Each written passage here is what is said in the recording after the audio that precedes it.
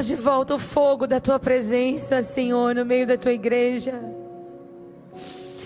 Oh, Pai. Oh, Jesus. Oh, Jesus. Oh, Jesus. Traz de volta, Senhor.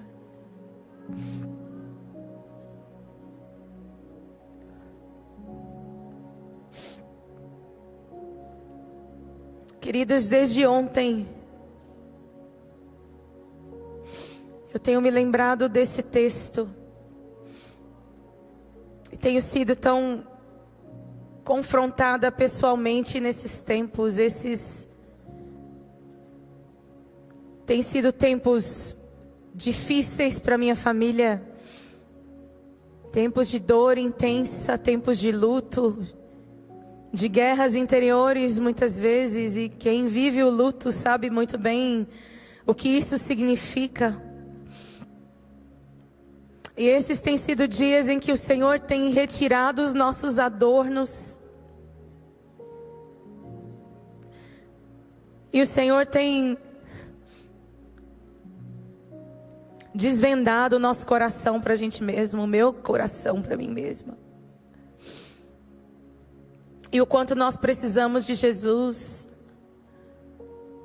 para passar pela dor, pela tribulação. Queridos, eu tenho podido entender o quanto muitas vezes o que é pregado nas grandes plataformas não satisfaz a sua alma no dia da dor. Aquilo que muitas vezes sai dos grandes YouTubers não basta para manter e segurar você no dia da tribulação, no dia da prova, no dia da luta.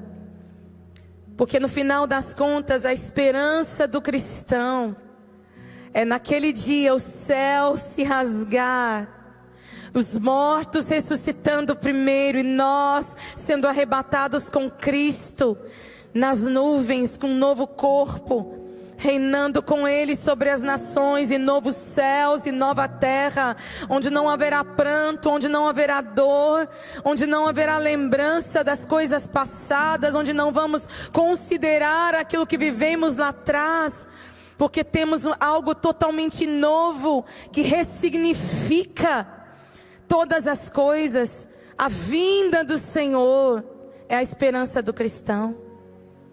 A vinda de Jesus, a sua glória eterna, Cristo em nós, a esperança dessa glória, é o que satisfaz a nossa alma, o nosso coração, em dias difíceis, em dias maus. Queridos, nós estamos esperando um rei, assim como Israel esperava um rei naqueles dias, nos dias em que Jesus se manifestou. O povo esperava por um rei, esperava por alguém que se assentasse no trono de Davi e que viesse restaurar o reino a Israel, que viesse restaurar todas as coisas e instituir uma paz permanente e mundial. A expectativa dos judeus era essa, e queridos, no fundo do nosso coração, nós temos também essa expectativa. Nós esperamos um rei. Não é à toa que muitas vezes nós temos expectativa e colocamos tanta expectativa na nossa política, na política do Brasil. Temos expectativa de que alguém venha mudar as realidades, de que alguém venha instituir justiça. Mas, queridos, no fundo, nós sabemos que nenhum homem nessa terra é capaz de ter poder sem se corromper. Nenhum homem é capaz de ter todas as coisas nas mãos. Ninguém tem essa capacidade, porque um só é ungido de Deus. Jesus é ungido para reinar sobre as nações. Todos os homens, todos os reinos desta terra, todos os governos cairão. Todos eles serão abalados, para que aquilo que é eterno venha e permaneça. Todas as coisas que são abaláveis vão ser abaladas. Vão ser abaladas. E, queridos, Eu queria que você abrisse a sua Bíblia comigo. O livro de Mateus, capítulo 21. Mateus, capítulo 21. Eu me lembro dos anos 2000, quando a gente se assentava na frente e passava o culto inteiro e às vezes nem as cadeiras estavam no lugar. E em resposta à presença do Senhor, a gente continuava, né? Era tudo tão espontâneo, tão grandioso, verdadeiro. E eu anseio por viver dias assim novamente no Brasil. Anseio por ver nossa geração de jovens envolvida com a presença de uma forma tão intensa, sem as distrações desse tempo. E eu creio que é o anseio do Senhor. É o anseio do nosso Deus, que a gente experimente dessa glória, dessa presença que está disponível a nós. Em nome de Jesus. Mateus, capítulo 21. Eu vou ter que abrir aqui no celular, porque a minha visão se foi e os meus óculos não estão aqui. Mateus, capítulo 21. A partir do verso 12, nós lemos assim: tendo Jesus entrado no templo, expulsou todos os que ali vendiam e compravam. Também derrubou as mesas dos cambistas e as cadeiras dos que vendiam pombas, e disse-lhes: está escrito, a minha casa será chamada casa de oração, vós, porém, a transformais em covil de salteadores. Vieram a ele no templo cegos e coxos, e ele os curou. Mas vendo os principais sacerdotes e escribas as maravilhas que Jesus fazia, e os meninos clamando: Hosana ao filho de Davi, indignaram-se e perguntaram: ouves o que esses estão dizendo? Respondeu-lhes Jesus: sim. Nunca lestes, da boca dos pequeninos e das crianças de peito, tiraste o perfeito louvor. Aleluia, aleluia. Queridos, a expectativa pelo Messias era algo tão grande em Israel. Os profetas anunciaram isso. E particularmente nós vemos, e eu queria ver com você algumas palavras dos profetas a respeito de Jesus, a respeito desse rei que viria e que reinaria não apenas sobre Jerusalém, sobre Israel, mas sobre todas as nações. A expectativa. E eu queria muito, que você dissesse para a pessoa do seu lado: tenha expectativa. Existe uma expectativa santa que o Espírito de Deus deseja gerar nos nossos corações. É a expectativa por um rei, pelo Rei dos Reis, o Senhor dos Senhores. A expectativa da vinda do Senhor. E os israelitas tinham essa expectativa. E eu quero que você leia comigo alguns textos. Salmo 110. Davi profetiza e ele diz assim: disse o Senhor ao meu Senhor: assenta-te à minha direita, até que eu ponha os teus inimigos por escabelo dos teus pés. Obrigada, querido.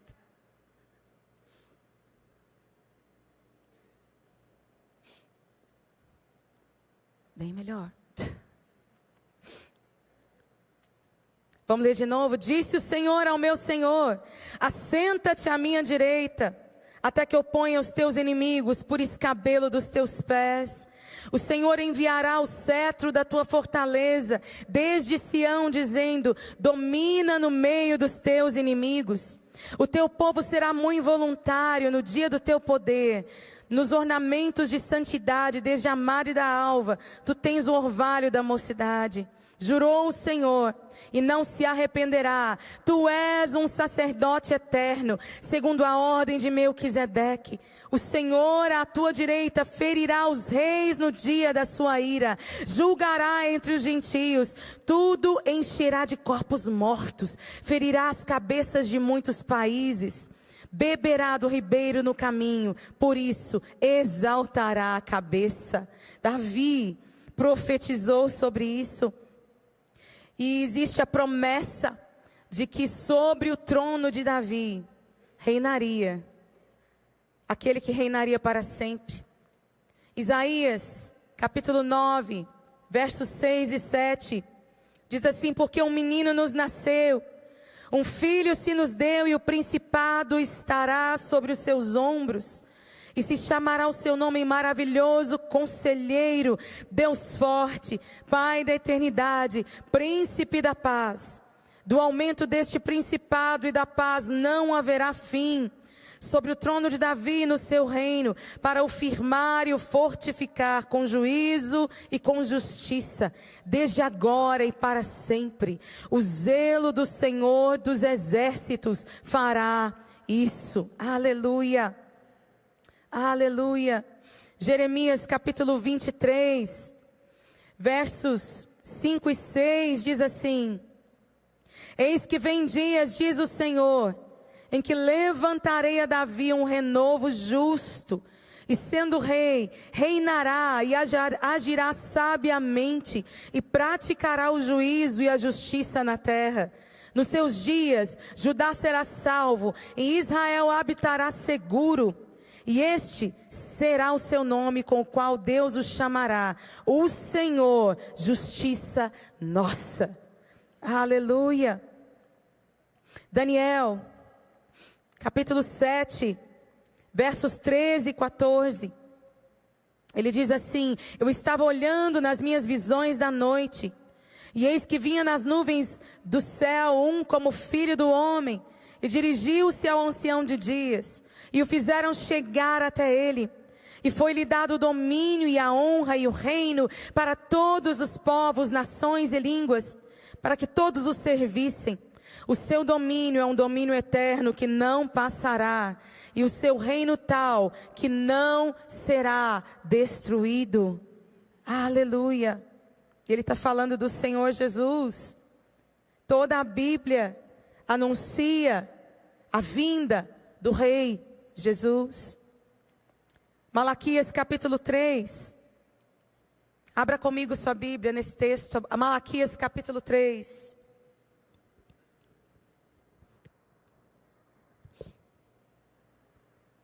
Vai dizer assim: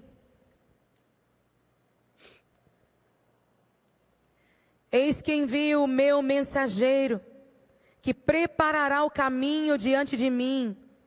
E de repente virá ao seu templo o Senhor, a quem vós buscais, e o mensageiro da aliança, a quem vós desejais. Eis que ele vem, diz o Senhor dos exércitos. Mas quem suportará o dia da sua vinda? E quem subsistirá quando ele aparecer? Porque ele será como fogo do ourives, e como sabão dos lavandeiros. E assentar-se-á como fundidor e purificador da prata. E purificará os filhos de Levi, os refinará como ouro e como prata. Então, ao Senhor trarão ofertas de justiça. Aleluia. Por fim, queria que você abrisse comigo Zacarias.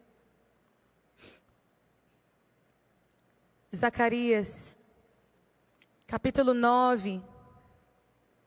Versos 9 e 10, diz assim: alegra-te muito, ó filha de Sião, exulta, ó filha de Jerusalém, eis que o teu rei virá a ti, justo e salvador, pobre e montado sobre um jumento, e sobre um jumentinho, filho de jumenta, e de Efraim. Destruirei os carros de Jerusalém, os cavalos e os arcos de guerra, o arco de guerra será destruído. E ele anunciará paz aos gentios, e o seu domínio se estenderá de mar a mar, desde o rio até as extremidades da terra. Aleluia. Você pode se alegrar por isso, querido. Existia uma expectativa nos judeus, a expectativa da vinda, a expectativa da manifestação do Rei, do Messias. E é interessante que Jesus, aqui nesse texto de Mateus capítulo 24. Mateus capítulo 21. Ele entra em Jerusalém, montado no jumentinho. Exatamente como a profecia de Zacarias está dizendo. Ele entra em Jerusalém. E logo eu imagino os seus discípulos ardendo em expectativa, dizendo: é agora. É agora que tudo vai acontecer. É agora que Roma vai para o brejo. É agora que as coisas vão se cumprir. Finalmente. Finalmente é agora que Deus vai restaurar o reino a Israel. É nessa hora. As pessoas se mobilizaram, as multidões estavam ali, com palmas estendidas nas suas mãos, dizendo: Hosana, Hosana, Hosana ao que vem em nome do Senhor, Hosana ao que vem em nome do Senhor. E um grande clamor se ouviu em Jerusalém. A voz das pessoas que estavam ali, era Páscoa, os peregrinos, as pessoas que estavam ali, que ouviram falar de Jesus, que tinham grande expectativa: será que é esse o filho de Davi, que vai reinar sobre toda a terra, que vai reinar sobre Jerusalém? Eu imagino o coração daquelas pessoas deveria estar assim, em polvorosa. É agora que a coisa vai romper, é agora que Roma vai ser arrancada, vai cair fogo dos céus, vai consumir, ele vai consumir os carros de guerra. É agora que isso vai acontecer. E Jesus entra em Jerusalém, é aclamado pelos israelitas, é aclamado pela multidão que estava ali. E ele vai em direção ao templo. Ele não vai tirar os romanos do seu lugar, mas ele entra no templo.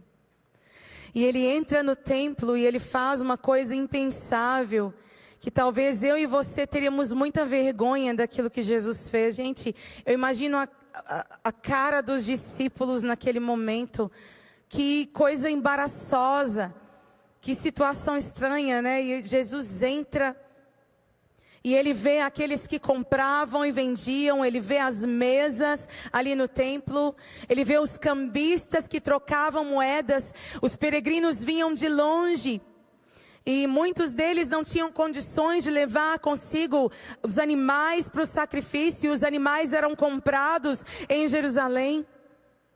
Eram comprados lá mesmo e o dinheiro era trocado então para a compra desses animais. Mas, queridos, tudo isso estava acontecendo no lugar da adoração. Toda essa movimentação comercial estava acontecendo no lugar da adoração. Toda essa distração de compra e venda, quem dá mais, quem dá menos, acontecia no lugar da adoração, no lugar onde as pessoas deveriam se reunir para adorar ao Senhor, para contemplar, para estar ali com seu coração inteiro diante do Senhor e até cantar cânticos ao Senhor, salmodiar ao Senhor, naquele lugar, no pátio que era reservado para isso. Era um lugar para todos.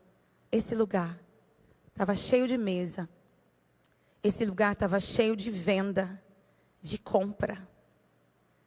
E a corrupção rolava solta naqueles dias.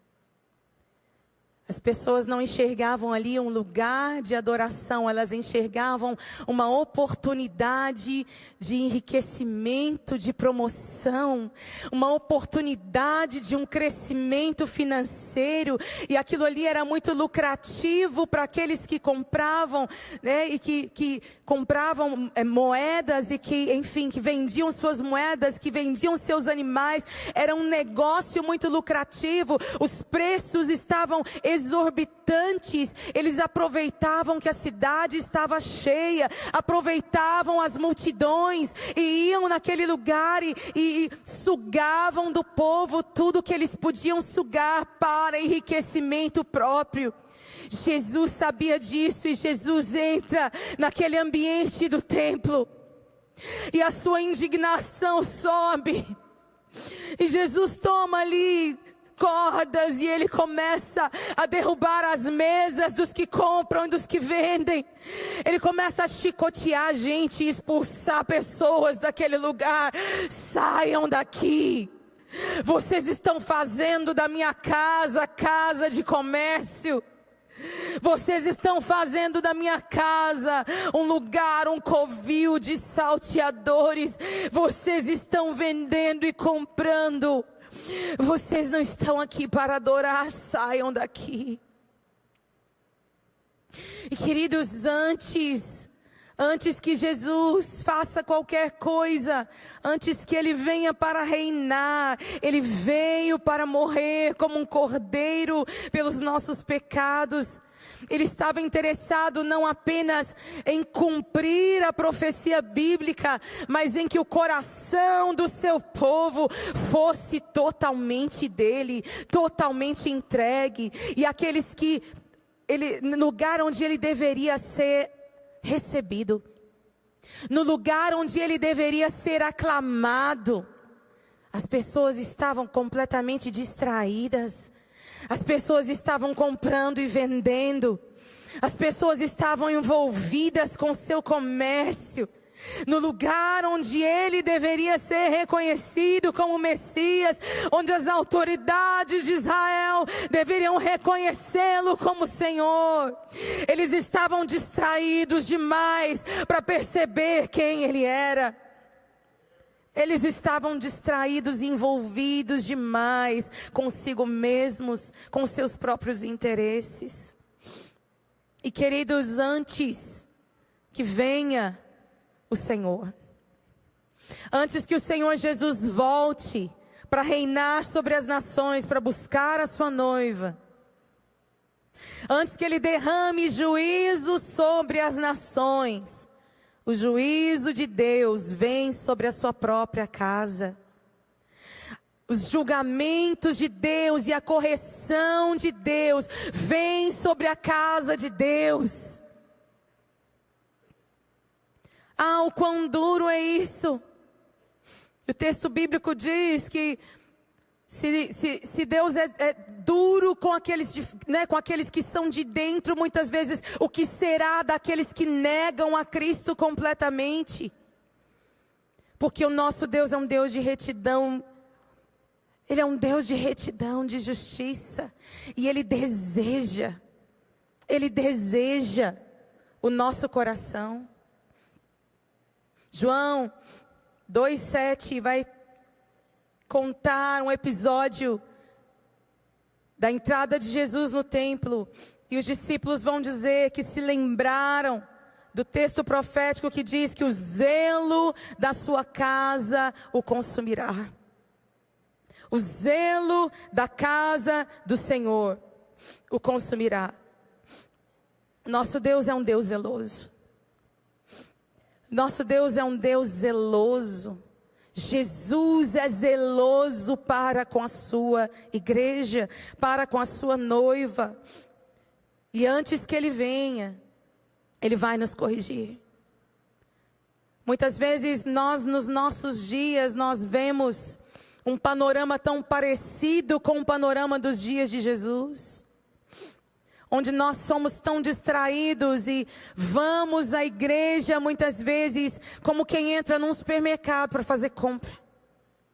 E selecionamos lá no YouTube aquilo que a gente quer, aquilo que nós gostamos de ouvir, a mensagem que nos apraz.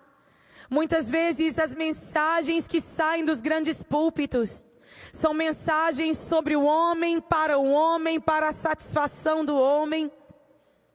E nós vivemos hoje uma realidade, igreja, onde podemos perceber que temos uma necessidade tão grande das Escrituras, uma necessidade tão grande de nos voltarmos a esse lugar de conhecer a Cristo, onde a satisfação pela presença de Deus é maior do que o nosso desejo de sermos entretidos. Nós temos andado o Brasil e muitas vezes vemos pastores que têm como alvo das suas vidas ter uma igreja numerosa, por ter uma igreja numerosa. Os números são bons, mas os números não significam avivamento. Ter qualidade, ter tecnologia, ter um telão de LED, ter um bom aparelho de som, ter boas coisas, e tudo isso é muito bom, e toda a prosperidade que temos visto na igreja brasileira, isto é bom, mas eu vou te dizer que se a nossa prosperidade, se a nossa tecnologia não servir à unção de Deus, tudo isso está sendo meramente uma pedra de tropeço para a igreja, para que a igreja não perceba a presença e não honre a presença de Jesus. Queridos, estes são tempos em que eu acredito que o Espírito Santo de Deus está querendo virar mesas, e está virando algumas mesas, e está trazendo, expondo os nossos pecados, não para nos envergonhar, mas para gerar em nós um arrependimento real. E quando eu digo em nós, querido, é em nós.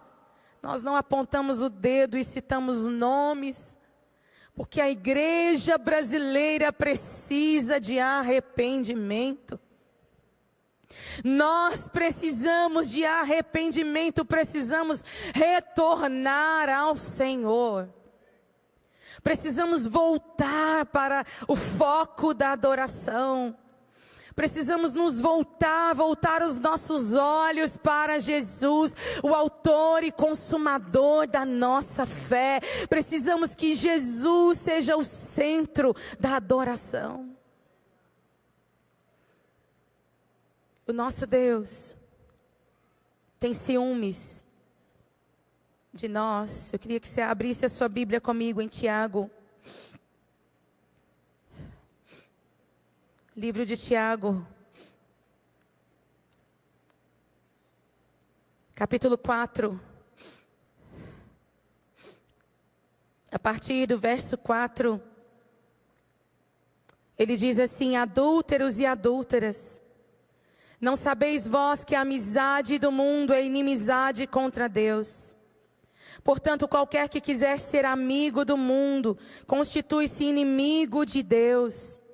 Ou cuidais vós que em vão diz a Escritura, o Espírito que em nós habita tem ciúmes. Antes, Ele dá maior graça. Portanto diz, Deus resiste aos soberbos, mas dá graça aos humildes. Sujeitai-vos, pois, a Deus, resisti ao diabo, e ele fugirá de vós. Chegai-vos a Deus, e ele se chegará a vós. Limpai as mãos, pecadores, e vós de duplo ânimo, purificai os corações, senti as vossas misérias, e lamentai e chorai. Converta-se o vosso riso em pranto, e o vosso gozo em tristeza. Humilhai-vos perante o Senhor, e Ele vos exaltará. Queridos, ele é uma palavra dura, e ele diz, adúlteros e adúlteras. E na Bíblia o adultério, ele tem essa conotação de trocar o Senhor por outras coisas. De trocar Jesus por outros deuses, outros senhores do nosso coração, outros alvos que concorrem com o amor de Deus em nós. Concorrentes do amor, amantes. E ele diz, adúlteros e adúlteras, vocês não sabem que a amizade com o mundo é inimizade contra Deus? E gente, quantas vezes a gente tem a sedução de querer ficar bem na fita com o mundo, de querer que o mundo fale bem de nós, nos reconheça, de querer que o mundo nos ache bonitinhos, legaizinhos. Olha, queridos, a grande verdade é que a mensagem do Evangelho sempre será uma mensagem confrontadora para o mundo perdido. A mensagem do Evangelho é sim uma mensagem de salvação, de redenção. É uma mensagem maravilhosa. É uma boa notícia. Mas para aqueles que não amam ao Senhor, que não querem Deus, que não temem a Deus no seu coração, será sempre uma mensagem ofensiva. ofensiva. Ofende. O seu estilo de vida vai ofender alguém. A sua devoção a Jesus vai ofender alguém. E isso pode começar dentro da sua casa, muitas vezes. Eu me lembro quando eu era bem pequena. O meu pai não era cristão. E a minha mãe ia à igreja comigo. Eu era menor de casa. E os meus irmãos tocavam, minhas irmãs e meu irmão tocavam em grupos de louvor da igreja. Nós éramos de uma igreja em Belo Horizonte, no bairro da Floresta. E eu lembro de presenciar a chegada dos meus irmãos, dos ensaios, da igreja, dos cultos da igreja. Eu lembro de ver meu pai chicoteando meu irmão, da porta de casa, da entrada de casa até o quarto dele. Eu era pequena e eu tenho essas cenas gravadas na minha cabeça.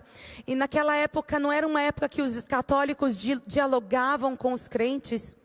A gente saía para ir para a igreja com a Bíblia preta debaixo do braço, a saudosa Bíblia preta. Hoje a gente tem um monte de modelos aí.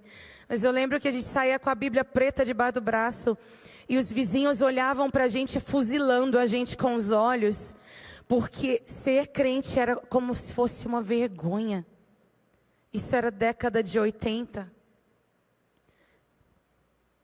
Era uma vergonha ser crente, simbolizava ser diferente. Na escola eu era perseguida por ser crente, por ser cristã. Queridos, hoje ser crente é um negócio tão popular, tão legal, tão na mídia. Tem várias personalidades aí do mundo que se dizem crentes. Mas queridos, eu vou te dizer que alguém que tem um encontro com Jesus de fato, não consegue viver a mesma vida que vivia antes, não consegue ser amigo do mundo, não consegue continuar vivendo a mesma vida, fazendo as mesmas coisas, não consegue. E muitas das personalidades que vemos hoje, vemos pessoas que continuam vivendo do mesmo jeito que estão vivendo, amando o mundo e as coisas que há no mundo. E chamamos isso de evangelho. Isso não é evangelho. O evangelho de Jesus vai gerar incômodo. O evangelho de Jesus vai gerar perseguição. Quando eu me proponho a viver esse evangelho, quando eu me proponho a caminhar com Jesus, alguém vai ficar ofendido. E esse texto diz, e Tiago, olha, adúlteros e adúlteras, vocês não sabem que a amizade com o mundo é inimizade com Deus. E existe um chamado para um arrependimento. E queridos, o arrependimento não é apenas algo inicial para na nossa entrada no reino dos céus. Mas o arrependimento é um estilo de vida do cristão, porque nós ainda moramos num corpo de carne que ainda peca. João vai dizer lá em 1 João, aquele que diz que não tem pecado, faz de Deus diz que Deus é mentiroso. Queridos, nós estamos numa luta constante. Enquanto Jesus não vem, estamos lutando contra a nossa carne. Estamos crucificando a nossa carne com Cristo, mantendo ela neste lugar todos os dias da nossa vida. Não está terminada a guerra contra a nossa carne, está travada. E nós precisamos ter arrependimento como um estilo de vida. Todos os dias eu preciso contemplar a presença de Jesus. Essa presença é como um prumo que vai trazer retidão à minha vida, ao meu coração, que vai me desafiar e que vai me fazer a cada vez mais parecido com Jesus, cada vez mais. Arrependimento é o clamor do Espírito para a igreja. O Espírito de Deus quer virar as mesas, quer tirar as nossas distrações, estamos sendo roubados, a nossa atenção está sendo roubada por muitas coisas que deveriam cooperar com a unção de Deus, mas que têm sido concorrentes. Cuidado, cuidado com as distrações, cuidado com as distrações. Apocalipse, abra comigo, Apocalipse capítulo 3.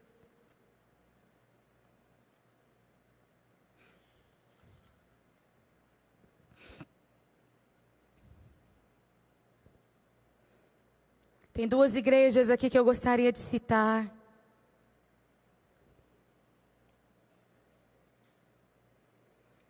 Capítulo 3, a partir do verso 1, diz assim: ao anjo da igreja que está em Sardes, escreve: isto diz o que tem os 7 Espíritos de Deus e as 7 estrelas. Conheço as tuas obras, que tens nome de que vives e estás morto.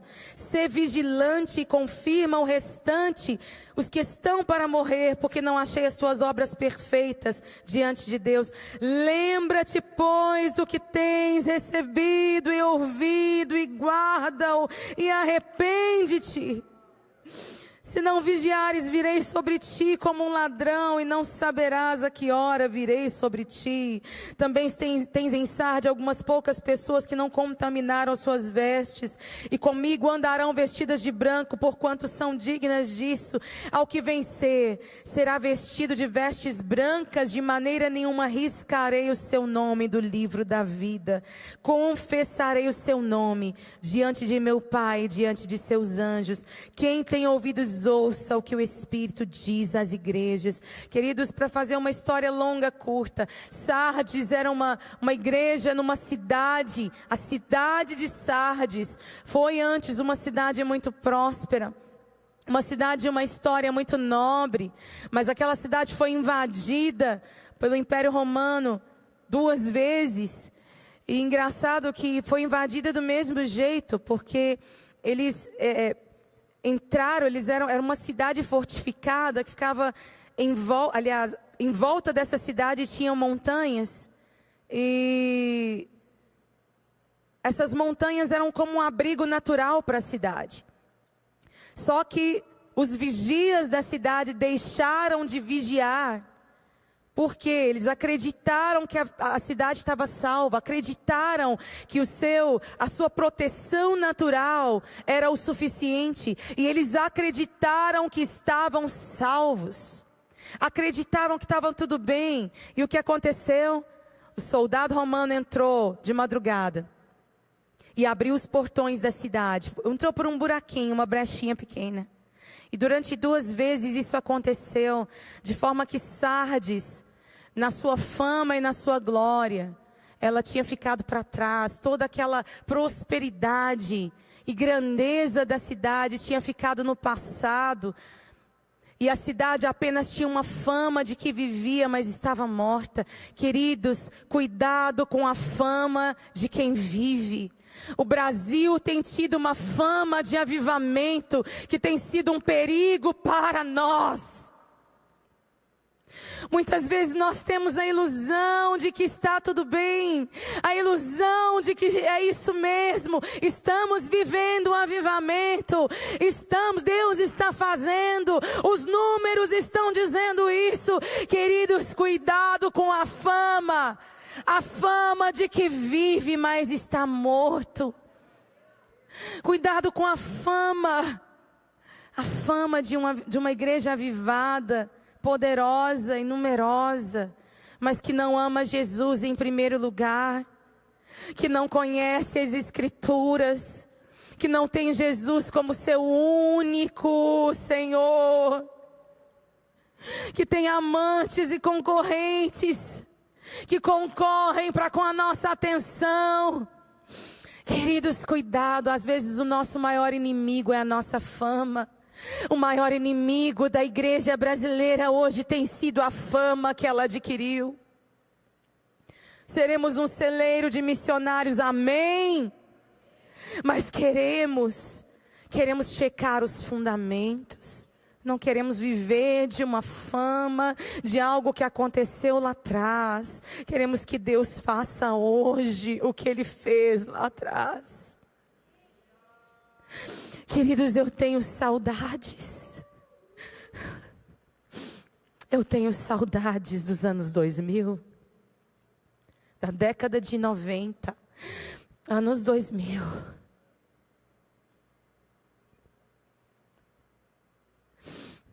E vez ou outra o Senhor me traz a memória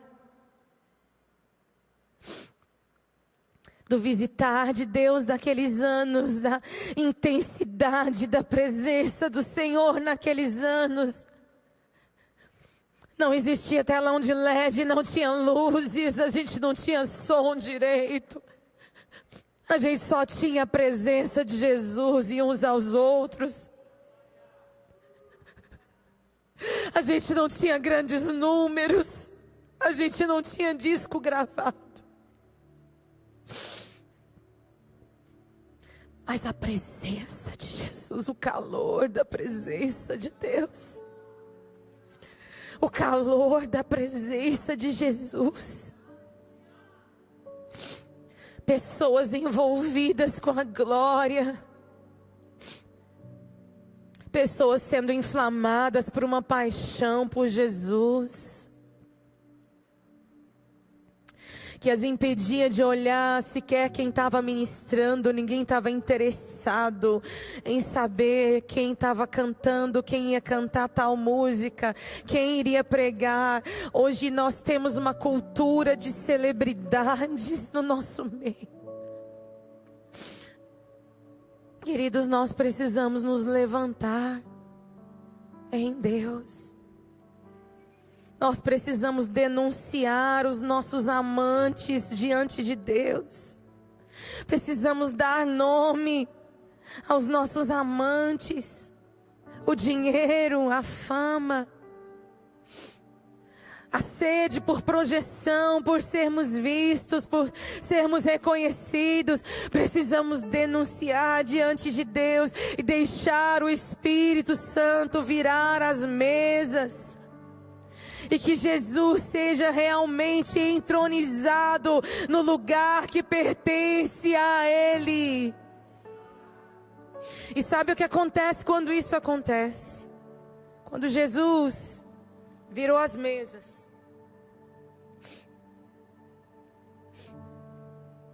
Olha o que aconteceu. Foram ter com ele no templo cegos e coxos, e curou-os. Queridos, eu creio num santo chamado de Deus, em pessoas ouvindo um chamado de Deus, pessoas sedentas, pessoas que têm em si mesmas um senso de necessidade. Os cegos e coxos naquele tempo não tinha, eles não tinham nenhuma aceitação social, eram praticamente mendigos, eram pessoas que mendigavam, na sua maioria gente que estava necessitada. E quando as mesas são tiradas, os primeiros que chegam são os necessitados. Você é necessitado? O quão necessitado você é? O quão sedento você está? O quanto você precisa de Jesus? Jesus disse: eu não vim para os sãos. Os sãos não precisam de médico, eu vim para os doentes. Eu vim para os doentes. O quão necessitado você está, porque os necessitados são os primeiros que vêm quando Jesus está presente. Os necessitados reconhecem a presença de Jesus, eles vêm. E mais, e mais.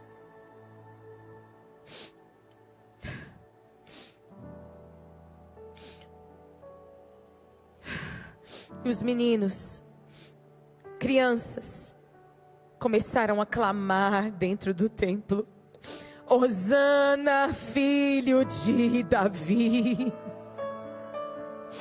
Hosana, filho de Davi. Gente, Deus não precisa de gente grande, Deus não precisa de nomes, Deus não precisa do nosso prestígio, Deus não precisa daquilo que nós pensamos que somos. Deus sempre usou e sempre vai usar as coisas loucas deste mundo. Deus vai usar as coisas que não são para reduzir a nada as que são. Os pequeninos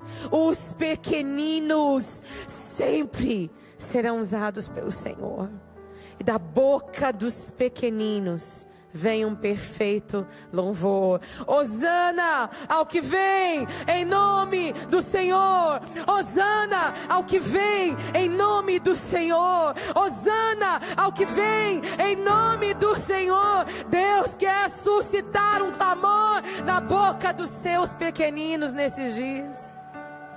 Um clamor na boca dos seus pequenos neste dia. Você é um pequeno de Jesus.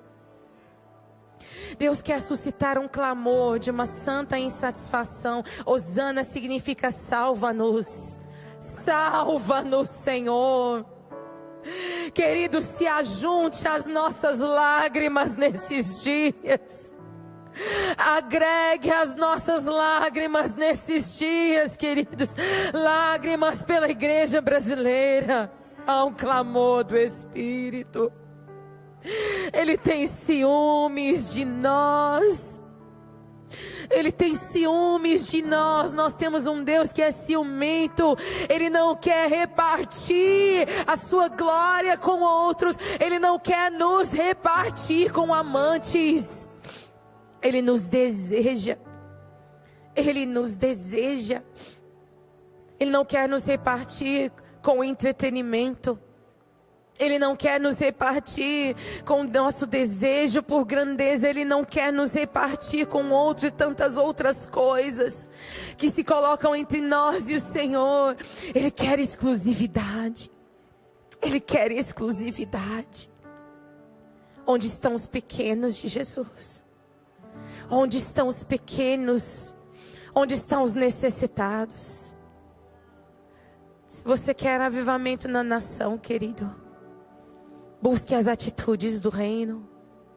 Busque ser pobre de espírito outra vez. Nós nos cercamos às vezes de conhecimento. O conhecimento é bom, a teologia é necessária e maravilhosa. Mas a teologia que te afasta de Jesus, do fogo da sua presença, tem alguma coisa errada com ela, querido. Onde estão os necessitados por Jesus? Aonde estão os famintos? Aonde estão as pessoas dispostas a chorar de novo? A chorar pela igreja, a chorar os pecados da igreja, assim como Daniel chorou pelos pecados do seu povo, dizendo: Senhor, nós pecamos contra Ti, nós pecamos, nós precisamos de Ti, Senhor. Eu queria que você ficasse de pé onde você está. Se você deseja se oferecer ao Senhor hoje, como um desses pequenos e necessitados, se o seu coração queima por isso também, sai do seu lugar, venha para frente.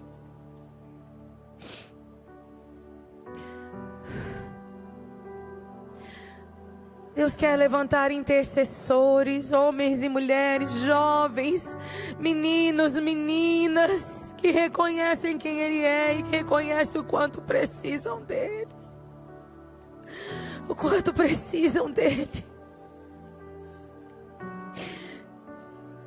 Nós não estaríamos aqui, eu não estaria de pé nessa plataforma se não fosse por Jesus.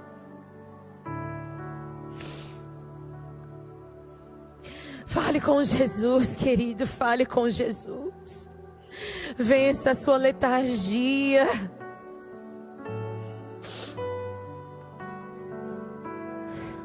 Vença a sua letargia, vença. Vença a mesmice espiritual, a acomodação espiritual que te impede de avançar. Queremos atrair os jovens para a igreja. Vamos colocar um telão de LED. Queridos, é tempo da gente jejuar e orar e clamar pela presença. Eu não tenho nada contra os telões, gente. Eu não tenho nada contra a tecnologia. O que eu tenho contra é aquilo que se torna um alvo e que concorre com a presença, nos rouba. Deixa Jesus virar as mesas do seu coração. O que é que tem roubado você? O que é que tem tirado você desse lugar? Quais são os concorrentes? Deixa Jesus virar essas mesas. A correção começa pela casa. É aqui em casa que a coisa começa. Pai, tem misericórdia de nós, Senhor, como igreja. Clamamos a Ti, Senhor, por um conserto. Clamamos a Ti, Senhor, leva-nos ao arrependimento, Senhor. Pela Tua bondade, Deus, leva-nos ao arrependimento. Leva-nos às lágrimas outra vez, Deus. Leva-nos ao coração contrito outra vez. Leva-nos, Senhor. Pai, tem misericórdia de nós, Senhor. Restaura o nosso amor, Jesus. Restaura o nosso amor por Ti.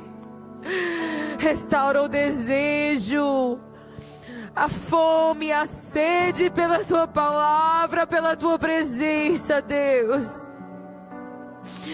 Restaura, Espírito de Deus, move neste lugar, nessa tarde.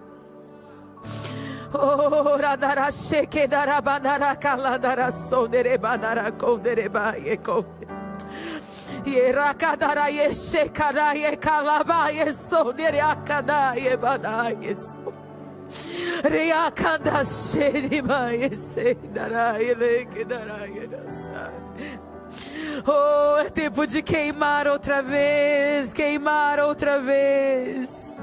e deixar Jesus queimar a palha. Quem suportará o dia da sua vinda? Ele é como o sabão dos lavandeiros e o fogo do ourives. Ele vai depurar e lavar. Ele vai lavar a igreja brasileira. Ele vai lavar a igreja brasileira. Se prepare. Se coloque na brecha. Não se ofenda. Ele vai lavar a igreja brasileira. Oh, se coloque na brecha. Se coloque para ser lavado pelo Senhor. Começa em mim, ó Deus. Começa em mim, Senhor. Tem misericórdia de nós, ó Pai. Tem misericórdia de nós, ó Deus. Lava-nos, Senhor. Lava-nos, ó Deus. Tem compaixão de mim, pecador.